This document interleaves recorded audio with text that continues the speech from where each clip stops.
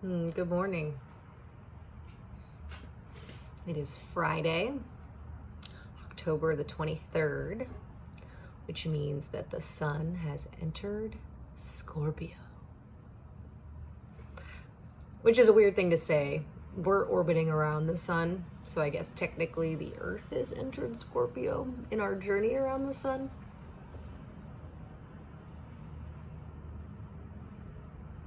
Doesn't matter. It's pretty rad. I can feel the energy buzzing.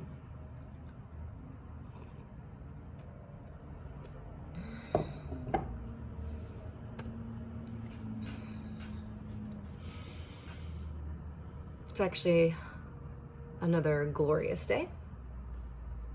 It's in the low 70s, pretty sunny. Windows open again. I think it's supposed to dip down and start raining again this afternoon, though.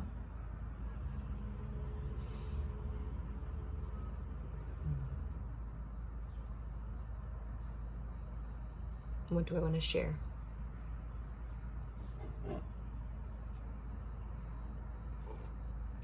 I had an interesting dream last night. I dreamt that I was in my bed, asleep. Very Inception. And there was like a group of people congregating outside, making a loud noise, which isn't all that uncommon, actually. I live down on the first floor of my building, and we've got this awesome fire pit outside. That sometimes the people that live here will go out and spend the night drinking beers and talking to each other, sometimes late. And in the dream, these people essentially had expanded their party to cross the threshold into my apartment. Not quite right where my bed was, but just a few feet from it. And I remember being outraged and, telling everyone to back off. And then instantly feeling guilty about it and taking it back and saying, no, that's okay. You can be there. I'll just close these curtains. I suddenly had these curtains like what my grandma has at the nursing home or like at a hospital around the portion that blocks off her bed, around her bed, I guess. That's what I'm trying to say, that she can open and close for some privacy. And I just closed it and let everyone continue to be loud inside my apartment.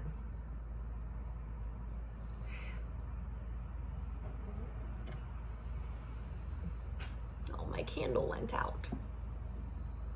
It might be done. I get these really cool beeswax candles. Smells like honey. From just down the street. Local bees. Dang. To get a new one. But at any rate, this dream was not too far-fetched from how I'd say I often handle these kind of situations, and in particular just boundaries in general. Boundaries are like a buzzword right now within the emotional development community. And I think it's hard for me to see where a boundary is needed for myself. Sometimes it's hard for me to trust my intuition about what is a reasonable boundary for me and what is just more out of fear.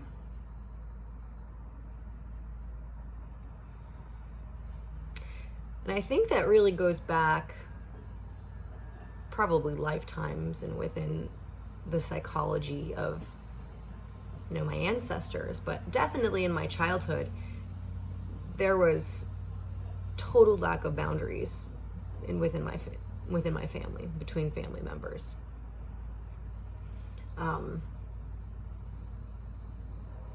even as an adult, as I was starting to learn about boundaries and the importance of them, I remember asking my dad, because I was staying at my grandma's house at the time. I had just moved to Cincinnati. This was last July, so about a year and a half ago. And I'd moved to be with my boyfriend at the time, Chris. And we'd broken up, and I went to live at my grandma's empty house. She's in a nursing home, like I said. And it was empty and needed to be packed up and sold to help pay for said nursing home.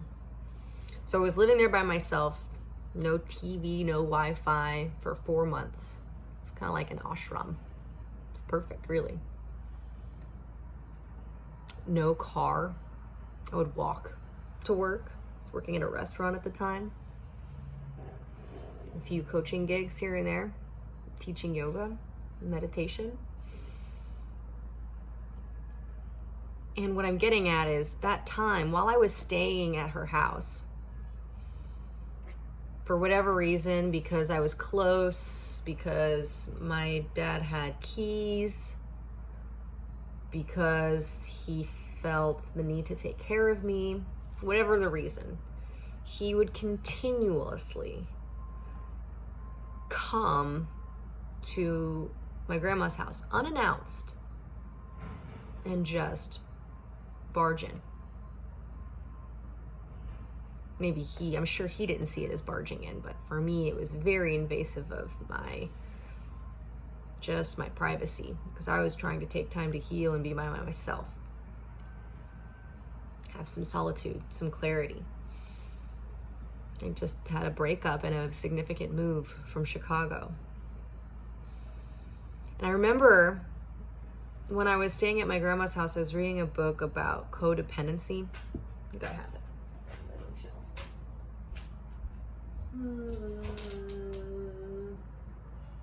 I haven't looked at it in a little while.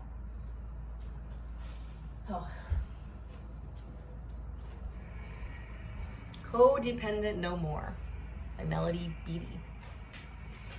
And there's a lot about boundaries in codependency, and we're all codependent to some extent. I really shied away from learning about this topic because the label sounded limiting, to say the least. And I wasn't really willing to dive too deep into that. I didn't want to blame myself for anything or fall into the trap of trying to fix myself. Sometimes when I bring awareness to things, I go into fix-it mode, which can be counterproductive.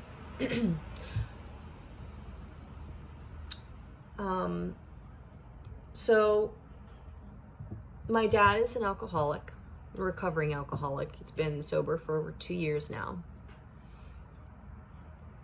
But all throughout my childhood, he wasn't drinking. Not always to my knowledge. I actually discovered it when I was 12, which for a Mormon was pretty traumatizing. That's just something we don't do. And my dad was someone I really looked up to. And very oftentimes, children of alcoholics fall into these codependent patterns where oftentimes my sense of safety and happiness and well-being rests on other people's acceptance of me. And so that often leads to a very challenging time expressing and even acknowledging when we have boundaries that we want to honor. And I remember expressing to my dad explicitly when he kept coming to my grandma's house that this is not okay. Because I'm reading this book and I'm reading about boundaries, and I tried in the clearest way to say, hey, like, this is crossing a boundary for me. And I remember my dad saying, in innocence, of course, but I don't want to have any boundaries. We're family. I don't want any boundaries between us. He took it in a bad way. Like, it's bad for us to have boundaries. And there's a part of me that deeply believes that too, through that conditioning, through that practice, through the way I was raised. And so asking for what I need and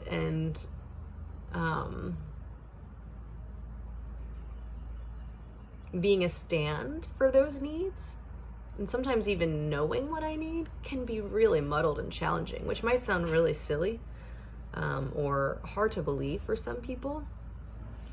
But anyone that was raised in a household where oftentimes the parents' needs came first, or love felt conditional upon whether you behaved a certain way, of course you're gonna not trust your intuition about what you need if you're having it invalidated all the time. Again, this is through no fault of my dad's or anybody in my family, really. My dad was raised that way too. My grandmother is very codependent. And that's just her nature and how she's learned to cope and to survive. And I love her regardless, just like I love my dad regardless. And I can see that pattern is not working for me in my life, my waking or my sleeping life. I'm playing with this wax that's left in this candle. So I think for me, it starts with an inquiry into myself and what are my boundaries? What do I need? And learning to trust myself, keeping promises to myself.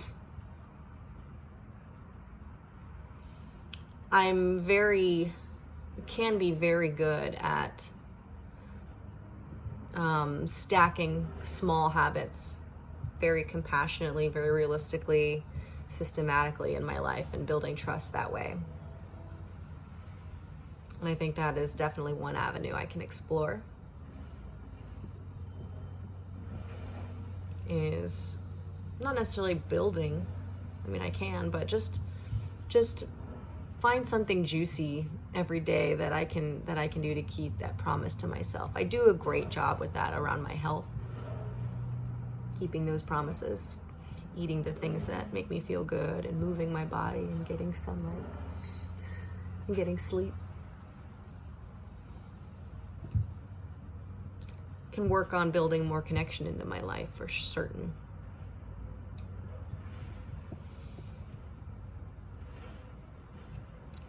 And also in that connection, learning to practice asking for what I want. And, in my day-to-day life, consuming less that distracts me from my innate wisdom of what it is that I want, so that I get really clear on it. I think the clearer I am on it, the easier it'll be to ask for it from myself or others. So that's going to mean less social media, less screen time on my phone. I think I looked this morning, and I'm somewhere around averaging 5 hours a day. So reading information, watching YouTube, scrolling. I think that's a big part of it. I know I'm not alone in that. Taking time to be quiet.